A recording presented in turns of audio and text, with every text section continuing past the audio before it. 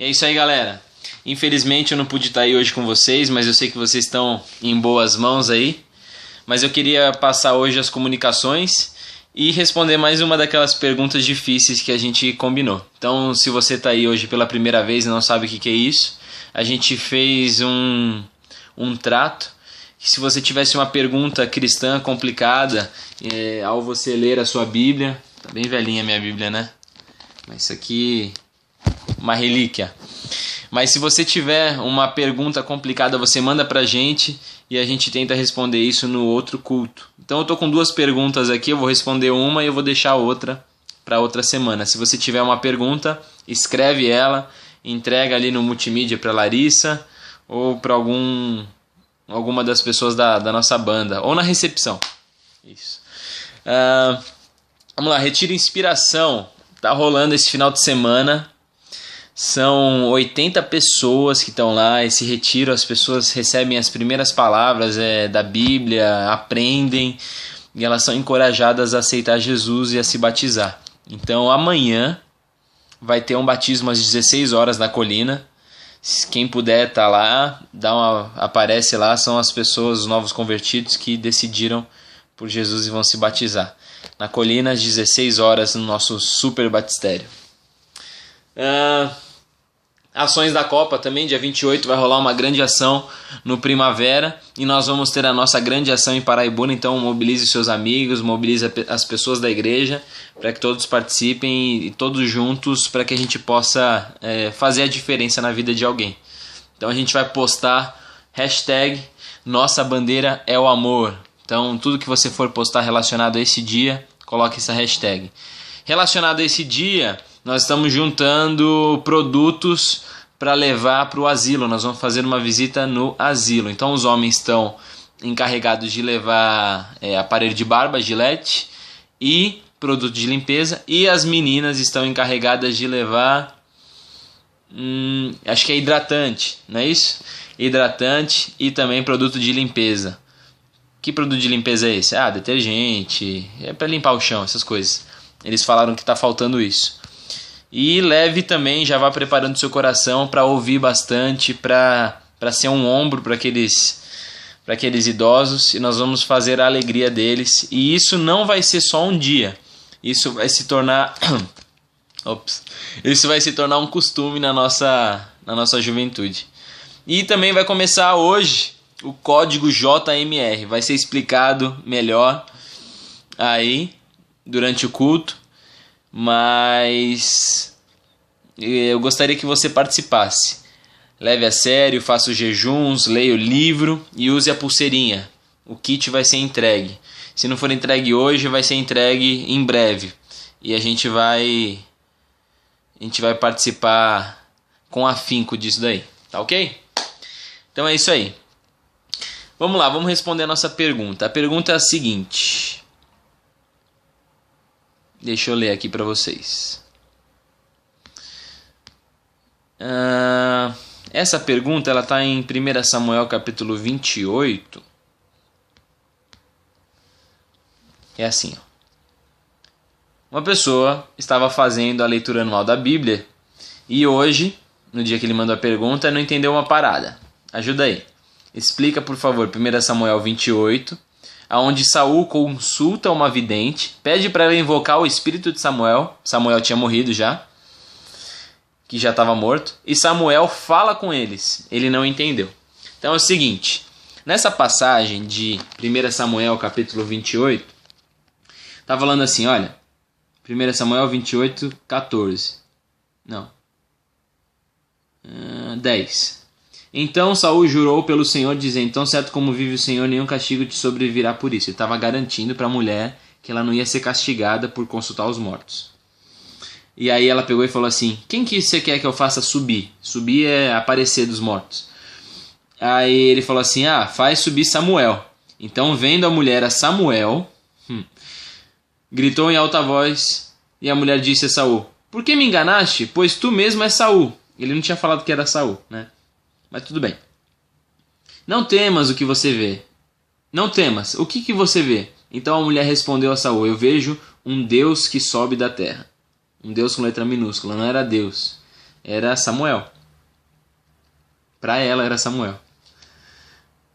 Perguntou: como é a sua figura? Respondeu ela: vem subindo o ancião, está envolto numa capa. Entendendo Saul que era Samuel, inclinou-se com o rosto em terra e se prostrou.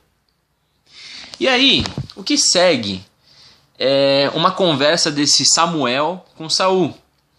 E parece que Samuel, ele está revelando o futuro para Saul. Mas se você for ver nos próximos versículos, você vai ver que ele não está revelando futuro nenhum. Porque tudo que ele está falando já foi falado anteriormente por Deus. Certo?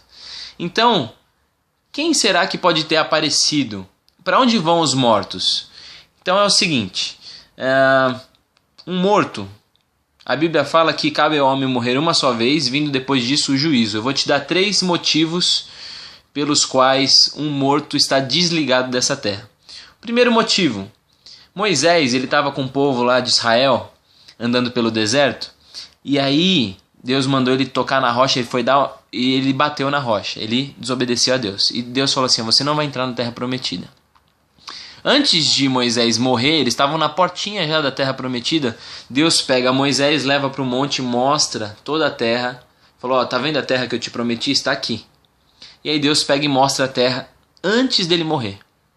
Pergunta: por que Deus mostra antes dele morrer? Se quando ele morresse ele poderia ver. Você entendeu? Não.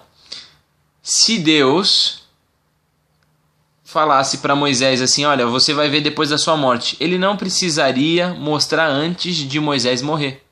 Deus mostra para Moisés antes de Moisés morrer, porque depois que ele morresse, ele não ia ver mais a terra prometida. Ele ia estar num lugar totalmente separado.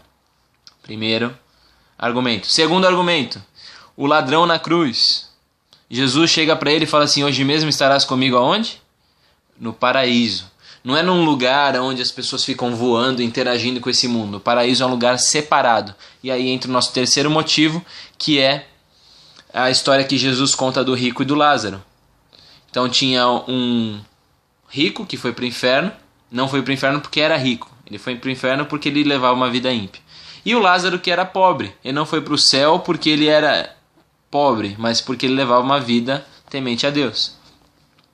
E a Bíblia fala que esses caras, eles não foram direto para o céu ou para o inferno, foram para o lugar intermediário, onde eles já iam sentindo aquilo que eles iam sofrer o resto da eternidade. Então, o Lázaro foi para o seio de Abraão e o rico foi para o lugar de tormento. E a Bíblia fala que esse lugar de tormento era um lugar totalmente separado, porque tinha um abismo entre os dois. E aí o rico, enxergando o Lázaro e o Abraão, pai Abraão, ele falava assim: por favor, molha a ponta da minha língua, porque onde eu estou é muito seco, o lugar aqui é horrível. E aí o pai Abraão fala para ele: não tem como, é um abismo muito grande, não tem como eu ir aí.